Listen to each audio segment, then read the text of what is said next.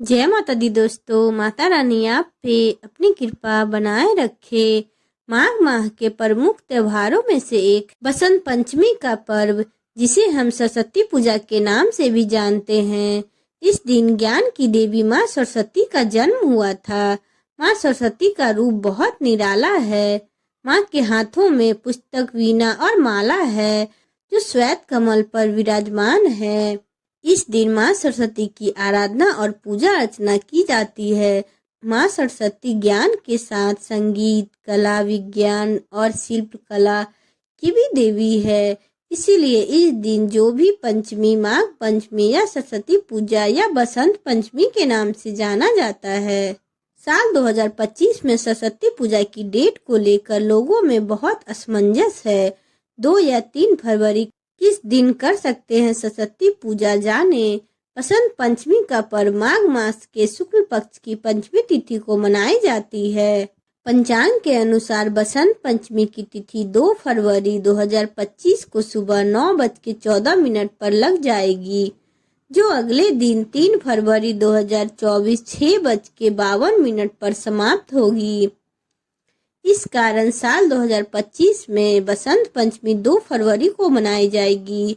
सरस्वती पूजा का शुभ मुहूर्त सुबह 7:09 से लेकर 12:35 तक है। सरस्वती पूजा का शुभ मुहूर्त 5 घंटे 26 मिनट का रहेगा। सरस्वती पूजा विधि। माँ सरस्वती की पूजा से पहले नहा धोकर सबसे पहले पीले वस्त्र धारण कर ले। पूर्व या उत्तर दिशा की ओर मुख करके बैठे। अपने ठीक सामने पीले वस्त्र बिछाकर माँ सरस्वती की मूर्ति को उस पर स्थापित करें। देवी की मूर्ति अथवा चित्र स्थापित करने के बाद सबसे पहले कलश की पूजा करें। इसके उपरांत नवग्रह की पूजा करें और फिर माँ सरस्वती की उपासना करें। इसके बाद पूजा के दौरान उन्हें विधिवत आचमन और स्नान कराएं। फिर देवी को श्रृंगार की वस्तुएं चढ़ाएं, जिसके बाद रोली, मौली, केसर, हल्दी, चावल, पीले फूल, पीले मिठाई, मिश्री, दही, हलवा आदि का प्रसाद माँ के सामने अर्पित कर ध्यान में बैठें। माँ सरस्वती के पैरों में श्वेत चंदन लगाएं।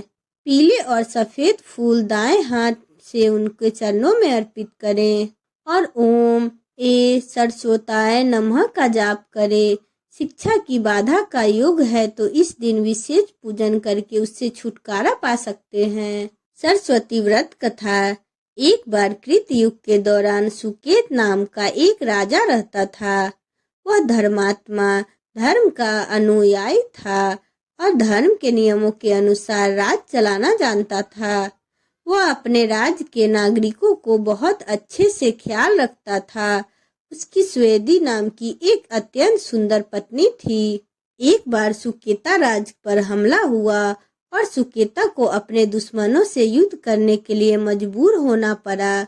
शत्रु शक्तिशाली थी और सुकेता अपनी रक्षा करने में सक्षम नहीं था और उसने जीवन की रक्षा के लिए युद्ध क्षेत्र से भाग गया। उसकी पत्नी यह जानकर कि उसका पति युद्ध का मैदान छोड़कर भाग खड़ा हुआ है, उसके पीछे चल पड़ी। वे दोनों अपनी जान बचाने के लिए भाग रहे थे और समय पर एक जंगल में पहुंच गए। जब वे जंगल में पहुंचे तो वे थक चुके थे और भूखे थे। वे जो कुछ भी पा सकते थे खा रहे थे, लेकिन फिर भी वह भूखे ही जी रहे थे। भूख ने अपना असर दिखाना शुरू कर दिया और एक समय ऐसा आया कि राजा भी चल नहीं पा रहे थे। राजा नीचे गिर गए और रानी ने अपनी जांग को राजा का तकिया बनाकर उन्हें शांत करने की कोशिश कर रही थी। वह बहुत चिंतित थी और उसने भगवान से कुछ मदद के लिए प्रार्थना की, जिससे उनकी चिंताओं और पीड़ाओं से छुटकारा मिल सके।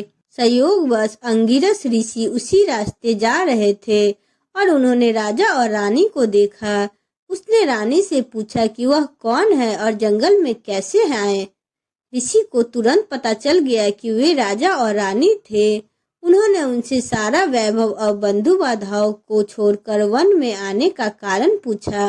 रानी उत्तर देने में सक्षम नहीं थी और केवल एक चीज जो वह कर पा रही थी, वह उन सभी दुखों के बारे में सोचकर रो रही थी जिनसे उन्हें गुजरना पड़ा था। ऋषि प्रभावित हुए और सुवेदी से कहा कि दुखों और कठिनाइयों से लड़ने का रास्ता हमेशा होता है। यदि वह उसे बता सकती है कि उनकी समस्या क्या है, तो उसने आश्वासन दिया कि वह एक सलाह दे सकेगा जो अपने आप दुर्भाग्य से उबरने में मदद करेगी। रानी ने अपने पति को युद्ध में धकेले जाने और कैसे वे अपनी जान बचाकर भागे, उसकी पूरी कहानी सुनाई। ऋषि ने कहानी ध्यान से सुनी और फिर कुछ देर सोचा। तब उन्होंने रानी को बताया कि पंचवटी तालाब के पास दुर्गा क्षेत्र नाम का एक स्थान है। उन्होंने रानी को पूरी श्रद्धा से देवी की पूजा करने की सलाह दी। रानी अपने पति को ले गई और ऋषि के पीछे चली गई, जिन्होंने उन्हें दुर्गा क्षेत्र का रास्ता दिखाया। ऋषि ने राजा और रानी को पवित्र तालाब में स्नान करने के लिए कहा। राजा और रानी स्नान करके लौट आए। ऋषि ने उनसे देवी दुर्गा और सरस्वती की पूजा कराई। उन्होंने उनसे षोडशोपचार पूजा करवाई, जिसमें 16 विभिन्न प्रकार की पूजा और सेवा करके देवी को प्रसन्न किया जाता है। यह पूजा 9 दिन तक की जाती है। 10वें दिन होम किया गया। निर्देशानुसार राजा और रानी द्वारा 10 प्रकार के दान किए गए। इस प्रकार व्रत पूरा हुआ। दंपति कुछ समय तक ऋषि अग्निसर के आश्रम में खुशी से रहे। देवी के आशीर्वाद उन्हें पुत्र रत्न की प्राप्ति हुई। लड़के का नाम सूर्य प्रताप रखा और लड़का आश्रम में बड़ा हुआ और युद्ध कौशल सहित सभी प्रकार की शिक्षा सीखी। वह बड़ा होकर एक महान तलवारबाज बना। उसे कोई नहीं हरा सकता था।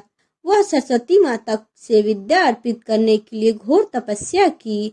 लड़का एक युवा योद्धा बन गया। उसने युद्ध क्षेत्र में सभी शत्रुओं को परास्त कर दिया और अपने पिता का राज पर कब्जा कर लिया। वह आश्रम लौट आया और इसी से आशीर्वाद लेकर अपने माता पिता को वापस राज में ले गया। उस दिन से माता सरस्वती का आशीर्वाद उस पे बना रहा। उस दिन के बाद से वे सुवेदी हर साल यह व्रत करता था और खुशी से रहता था। बोलो सरस्वती माता की जय। अगर आपको मेरा वीडियो अच्छा लगा हो तो चैनल को लाइक एंड सब्सक्राइब करें एंड बेल आइकन को प्रेस करें।